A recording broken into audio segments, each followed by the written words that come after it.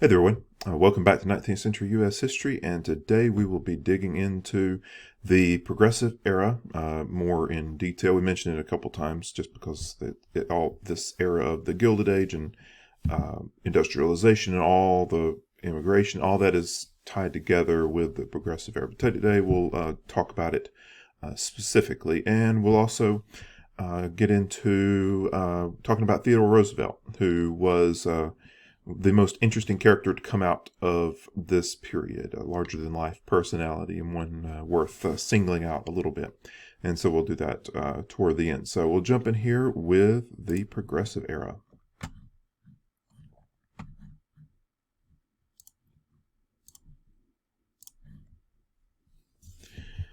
So the Progressive Movement, what was it? That is the question. And on the surface, it feels like you could just write out a definition quite quickly. And to a certain extent, that's true. You could say, well, it's an optimistic vision, a belief in the idea of progress. But what that meant for various individuals, various groups in various parts of the country was very, very different. It took on a great many forms, and much like voters today have issues that they care about. Some are economic, some are religious, some are are concerned about social ills, some are concerned about the U.S. debt. The Progressive Movement was similar. People tended to have a focus in their progressivism, and then that kind of dictated their role within the movement. So we talk about Progressive Era as sort of this general umbrella because there was just lots and lots of activity out there going on about improving society, and there was a great many ways that it was happening. Last time we kind of wrapped up talking about the settlement houses. That was just one example of a great many of how it all came together. They believe that generally people believe in the progressive movement believe that society could be improved with in continual growth and advancement, and it was the destiny of the United States to improve. Some of this was coming in parallel with what had been going on in the UK with the sort of Victorian era ideals of improve the society could be improved, and we are an industrialized society now, and the rising tide can lift all boats kind of idea, and that it was the responsibility of the middle and upper classes to improve the society for everyone. That's it connected here. There were the DNA of that movement in the UK is in the movement in the U.S. as well as the U.S. is industrializing. But some of the driving forces behind it, anti-monopoly. So we previously we're talking about industrialization and groups like Standard Oil, U.S. Steel, those different ones that start controlling most, if not all, of an industry. That becomes a major concern within society. Is this idea of is a monopoly, should it be allowed to exist? Social cohesion is a big one. All of these new people are coming into the United States, especially with immigration, and each person needs to be connected to the society as a whole. And so those industrial workers, immigrants, and just women and children, like everybody had been, to a certain extent, victimized by industrialization and needed aid and connection. And so there's a lot of people who were involved in that. A lot of the settlement house comes out of that idea of sort of social cohesion. Some people are really focused on applying knowledge. So the whole scientific advancement aspect of this industrial era is going to be trying to improve society with organizing principles and efficiency and giving science its due, not trying to downplay it, but use it as the driving force for society. That's going to be important. And modernizing government. So allowing direct primaries and recall events and trying to get rid of corruption, that's going to be a push as well. Some people are pushing back against those political machines that had come to dominate the big cities and were causing some serious issues for chunks of society. So again, this progressive movement, progressive era, is not monolithic. It's many variations that we tend to group underneath the idea of progressive.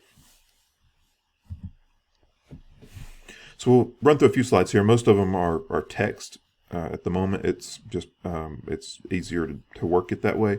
But you just kind of follow along with me, and we'll have some supplementary videos below that will help with some the visual aspect of it. But in the democracy side of things, trying to reform government, one was simply participation. People wanted, or the progressives saw the lack of, democracy within society as a real problem. And so they wanted to break the control that these machines had and that overly powerful individuals had, or groups, trying to bring the level of voting and control down to the people. And that was a struggle, and it's going to continue through the 20th century, but it's going to get its start here. So one issue was the direct primary. That's going to be one that is folks, I should put it in the text here, I'm sorry, but direct primary. Nomination by an entire party, not just an inner circle of people in a back room smoking cigars somewhere, but having that nominating process, in line with what we're, talking about in society today. You go through the political conventions, and that there's a set of rules that the person who is going to be elected gets nominated by. It's going to be slow success. The first statewide primary came in 1896. And all others are going to happen within about 20 years. But you may have recently voted in a primary, and so that's coming out of this era.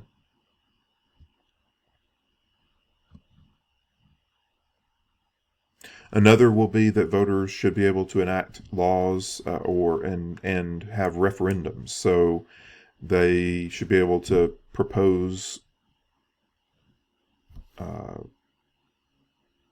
issues that will be voted on. So sometimes you'll see things when you go to vote that are just chunks of text, and you try to read them, and it's hard to understand without going outside of before you get to the voting place, trying to read the document that those people are proposing. But those are the kind of things that get voted on, about different policies within your city or your county. A lot of these things get added during this era, but voters essentially get to directly vote things up and down without it having to go through local and state representatives, which is an interesting new way to do things. And also the recall. You don't see this too much, but it does happen occasionally. So let's say you vote a judge into office, and it turns out that they're taking money up on the side from everybody that's willing to buy them off, and they're just a horrible human being. Then in this era, mechanisms get put into place that if certain criteria are met, that a recall vote can be held, and that a corrupt person could get kicked out of office through a democratic vote.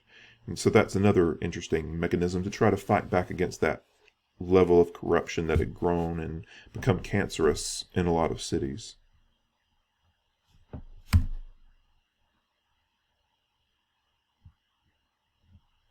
Another is going to be efficiency. Particularly important in business, but also in politics and government. It's easy for politics and government to become quite inefficient. Red tape is talked about often for a reason, because it takes sometimes a very long time for anything to get done. So people are hoping to streamline government, streamline business as well, and reducing waste and inefficiency, conserving resources. Keeping lines of authority clear so that everybody knows how the game is played, that's important too. wanting specific officials to be responsible and accountable, allowing specialists to work. Sometimes in government, somebody might get put into a position because they did a favor for somebody during the campaign, but they might not know anything about economics or farming or whatever role that they've been put into just because they were, favored by the politician. And so now it's pushed that specialists in certain areas should be the ones who are driving policy rather than the good old boy system. And conservation. This one is specific and interesting, and it has a different meaning in the mid to late 1800s than it does today. This was much more resource focused, especially when it comes to government land and the concern over the resources being used well, and that they should be preserved and not wasted. And so I've included a video below, and admittedly it's not the most exciting video in the world, but it is interesting because it talks about what conservation meant in progressivism, and it's one of those aspects of progressivism that shows you that this movement was quite broad, and it wasn't just settlement houses and immigrant issues and women taking a bigger role in society, but it also involved some bigger concepts about how we should manage our natural resources. And so you're going to see a lot of big names, including Roosevelt, who are going to be involved in that aspect of the movement. So give it a listen if you can, and I'll expand your understanding of what progressivism could mean to a lot of other people.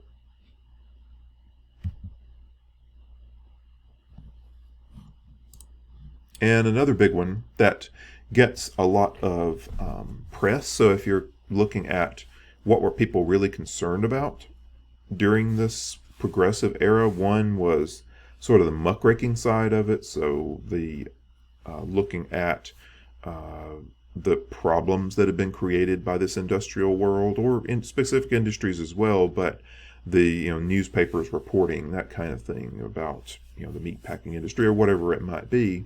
But another one was the need for regulation, the concern that business had gotten so big that it was hurting people. So in this world of industrialization and progressivism, there's sort of this balance. Everybody's excited about all these new opportunities and the industrializing world and the fact that we can just manufacture all enormous amounts of steel and create huge railroad infrastructure, and that's great, and everybody appreciates the benefits of that. But at the same time, they're concerned about the negative side effects, or at least a good chunk of society is concerned about the negative side effects of it, whether that be human or economic or whatever. And so you have this sort of counterbalance between the two, trying to push one way. The businesses want to expand as much as possible and get as cheap of wages as possible, and not have to worry too much about worker safety and all that. On the other side, you have the progressive movement and just individuals concerned about quality of life in general, whether that and whatever that means to them. And so that's the balance that we're dealing with here. And so this gets talked about a lot in the paper. These trusts, the big business threat, monopolies mentioned at the very beginning. This is going to be a slow. Keeps jumping. I'm sorry. Let me switch my mouse off from the super fast scroll function. They're going to try to regulate big business. A lot of these trusts that had taken shares that people own and turned them into a sort of single entity that controlled large chunks of industries. That was a new thing. J.P. Morgan was involved in some of it. Some were not particularly bad, as seen in the picture here. The restrained trust on a leash kind of thing, and other ones are going to be killed, as the other bad trust is here. And this is Teddy Roosevelt here in his hunting gear, fighting these particular trusts.